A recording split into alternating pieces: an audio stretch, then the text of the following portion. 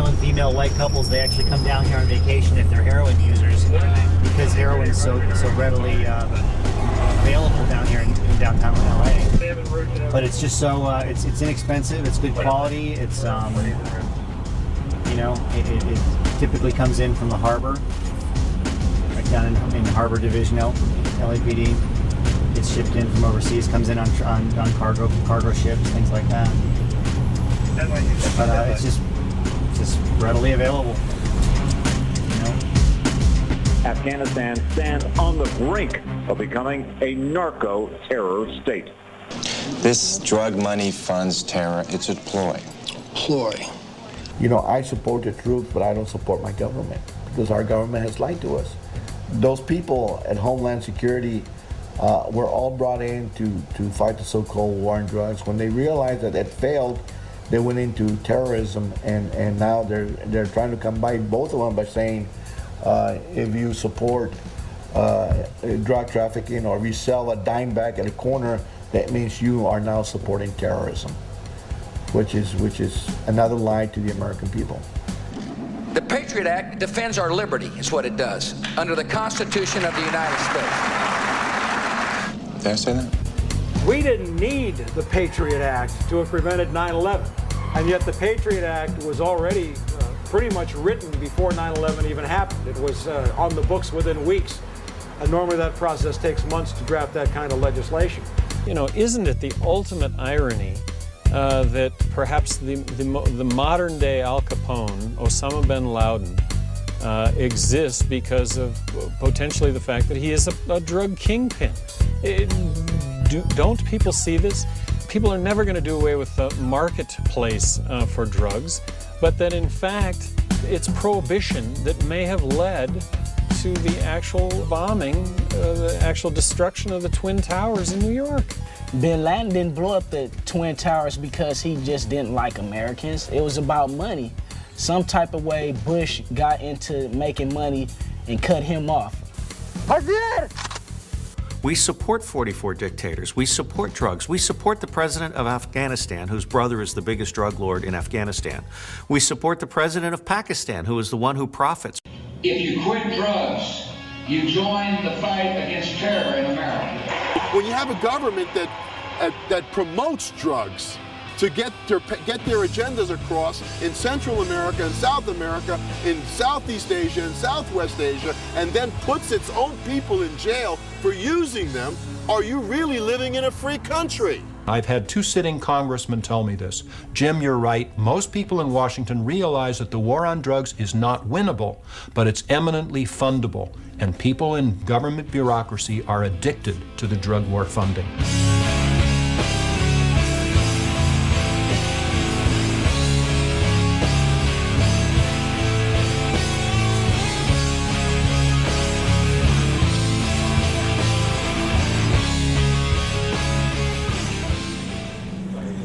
It never ceases to amaze me that anyone shopping for groceries will have the choice to buy hard liquor and cigarettes along with the milk and bread.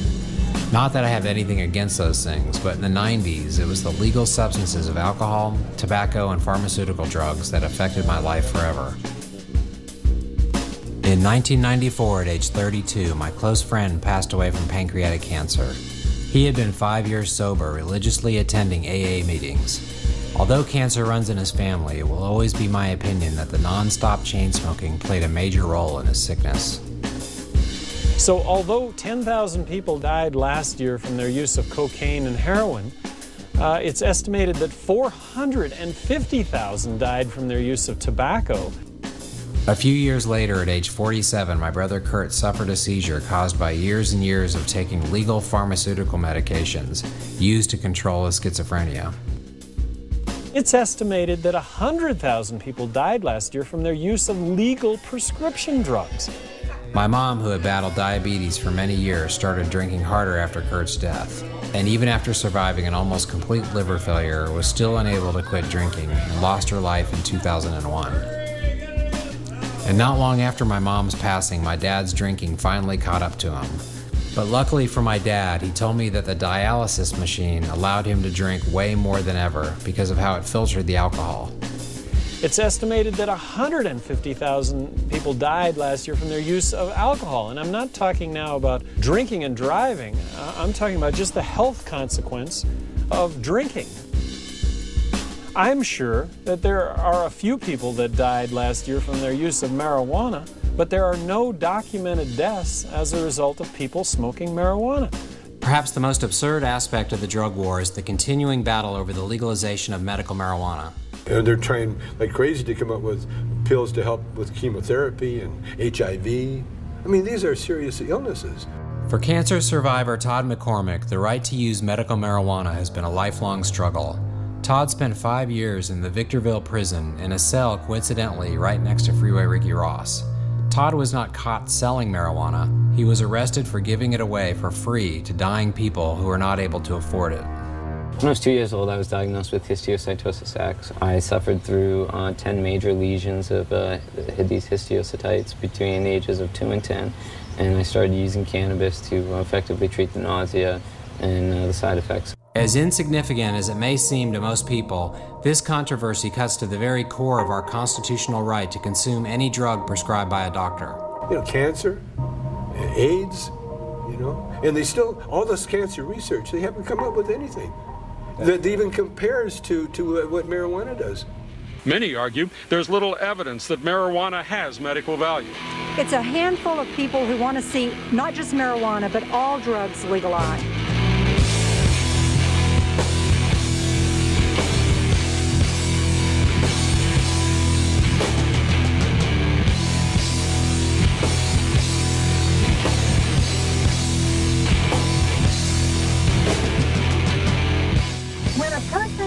A drug, of course they feel good. That's why they take a drug. Does that mean it's medicine? Does that mean that it cures the situation? No, it doesn't. Why is our government spending billions of our tax dollars every year to stop people from growing a plant that helps the side effects of chemotherapy? You're looking at pharmaceuticals. This is a multi-billion dollar industry. But if you look at all the pain medications, all of the drugs that we use, probably 80% of them could be eliminated by people using cannabis. Meet Dr. Claudia Jensen. She might look like a soccer mom and most certainly does not get high. But when it comes to giving her patients what she believes to be the best medicine available, she is not afraid of the bullies in Washington who fight so hard to protect their interests. You even testified before Congress a few weeks ago on the use of medical marijuana. What led you to the conclusion that this is a viable treatment for this disorder? Well, that's what patients reported to me, so I listened to them. Marijuana doesn't kill your liver, doesn't damage your kidneys, doesn't cause ulcers. It can increase risk of respiratory problems, bronchitis, and pneumonia. The risk of cancer is not significantly different, very minimal increase in risk for cancer. It just generally does not have a death profile. As they say, life imitates art, as I received word that my dad had been diagnosed with throat cancer. I had never even seen my dad smoke, but his 40-year-old 2-pack-a-day habit reared its ugly head. Ironic, because he drank enough Smirnoff vodka to drown a Russian battalion, but now his life was threatened by something we'd never expected. I mean, my mom and dad voted for Nixon, and they were happy about it even after Watergate. We're proud that they voted for Nixon. They voted for Reagan. They voted for Bush 1, voted for Bush 2. You know, I mean, when I bring up marijuana to my dad, he just rolls his eyes, you know, while he's sitting there drinking his Smirnoff. Getting through to someone like your father is, to me, I mean, something that almost he would have to experience on his own. I mean, until the barricades that he set up mentally come down, and he wants to open his mind to what you're bringing him with this information. Everything in our bodies is regulated by marijuana-like compounds that our bodies produce. So whether you're talking about the immune system, the nervous system, the digestive system, reproductive system, endocrine system, all of these coordinated body functions are regulated in a homeostatic manner by cannabinoids. In Southern California, you need not drive far to find a medical marijuana dispensary, but because of the continuing tenuous laws, the DEA still performs random busts. It was not easy, but my friend Joe Rogan of Fear Factor was able to convince them that I could be trusted and gained our camera some access.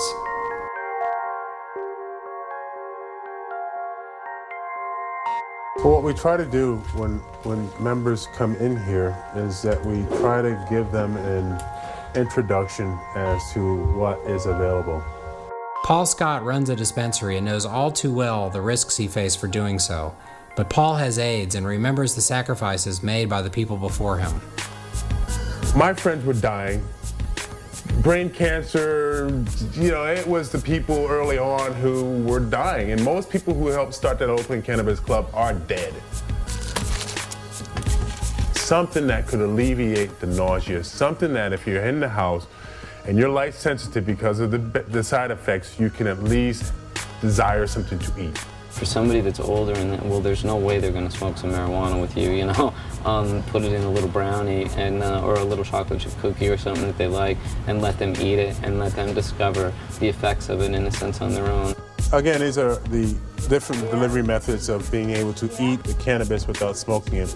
So if the grandfather who's at home, nauseated and in bed and on eating, there is something that you're able to give them that's well tolerated and that will be on beneficial side effects of eating and feeling just a little bit better that day. Big business does not want us to know that we can cure cancer forever at very low cost. Dear old Donnie Rumsfeld, you know, our chief torturer, chief liar on 9/11, one of the chief liars, was the CEO of Searle Pharmaceuticals.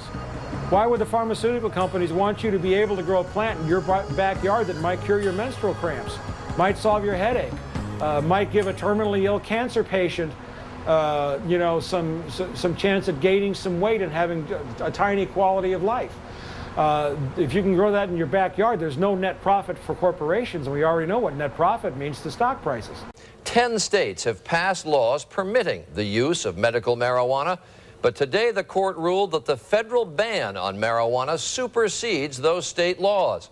Polling has shown that a large majority of Americans consistently support the use of medical marijuana. Still, in a 6-3 decision, the justices said that federal authorities may prosecute sick people who use marijuana, even if it's at the direction of a doctor. Here we are in the modern world where sick people of all colors fear incarceration because of the medicine they use. Is their plight helped or hurt by what I consider to be the most honest of all pot smokers? People who just want to get high. So awesome. I was tobacco. Hello, NBC. Nobody's here for any joint. That's a guard. Nobody is here for one joint. I will guarantee you, you're not here for one marijuana cigarette because the law says you have to do it at least 3 times. At least 3 times to even be prosecuted. So you are not here. You're the one that said that? Who said that? You did. That was here for just a joint. No, you said it. Now, you are lying. You are not here from one marijuana cigarette. What's your name? David. I'm here for a couple marijuana. Well, I'm gonna tell you. So that this is garbage, and you shouldn't lie to the sheriff. Smoke weed every day, yeah. Okay, but then why'd you go down? Now, this is my first time using drugs, so are you supposed to inhale?